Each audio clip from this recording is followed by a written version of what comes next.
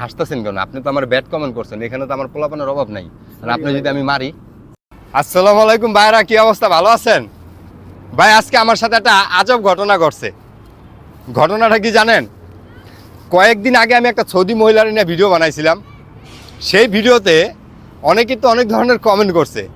তো একজন লোক বাজে একটা কমেন্ট করছে, যে লোকটাকে আমি সরাসরি পেয়ে গেছি হাদিকার মধ্যে, ঠিক আছে? তো সেই লোকটার আমি বুঝতে দিই নাই যে আমি তারা চিনতে পারছি, ঠিক আছে? তার আইডির নাম হচ্ছে এমডি কবির, ঠিক আছে? এই যে দেখেন কমেন্টটা। তো সেই লোকটা এখানে বইসা রয়েছে। তো আমি তারা জিজ্ঞাসা করতে চাই যে ভাই আপনি কেন আমার বাজে কমেন্ট করছেন আমার ভিডিওতে? তো একটা কথা কি দেখেন, কত নায়ক নায়িকারা, কত অ্যাক্টাররা তো কত ধরনের অ্যাক্টিং করে, তাই না? তো আমরা কি তাদের বাজে কমেন্ট করি? উল্টো আরও তাদের সিনেমা টাকা দিয়া দেখি, ঠিক আছে? তো ওই ভাইয়াটাকে আমি কোনো রকম গ্যাঞ্জাম বা ঝামেলা করবো না। আমিও তাকে আপ্যায়ন করায় সুন্দরভাবে বুঝাই কমু যে ভাইয়া যদি ভিডিও ভালো না লাগে কমেন্টের দরকার নাই, ভালো লাগলে কমেন্ট করেন, ভালো নাহলে করেন না। কারণ আপনার একটা বাজে কমেন্ট অনেক কষ্ট ভাই। দেখেন, দেখাই লোকটারে। আসসালামু আলাইকুম বড় ভাই। ওয়ালাইকুম আসসালাম। ভালো আছেন নি? বোন আপনার নাম কি এমডি কবির? জি জি। আপনার ফেসবুক আইডির নাম? জি জি জি। আচ্ছা, আমাকে চিনতে পারছেন? ভাই চিনা লাগে। চিনা লাগে। আচ্ছা, আপনি আমার একটা ভিডিওতে বাজে কমেন্ট করছিলেন, মনে আছে?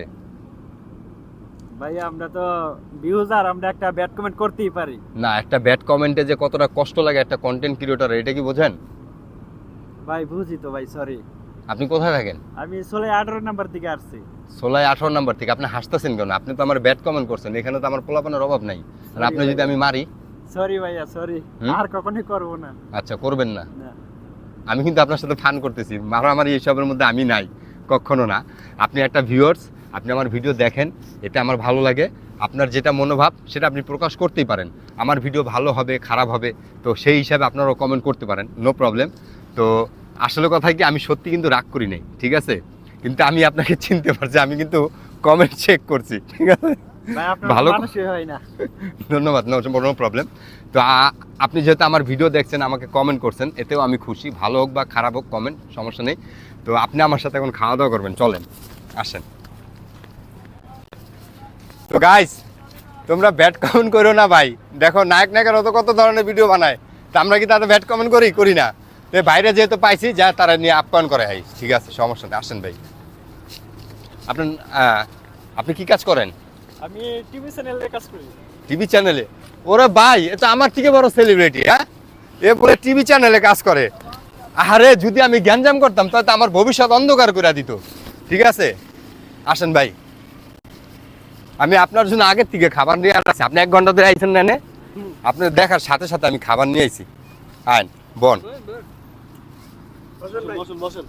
বোন এই যে ভাই আমার ব্যাট, আচ্ছা বসেন, সমস্যা নেই, বসেন। এই যে ভাই আমার ব্যাট কমেন্ট করছে, তো বাইরে না, আমিও চিনি না, সে আমাকে চিনে।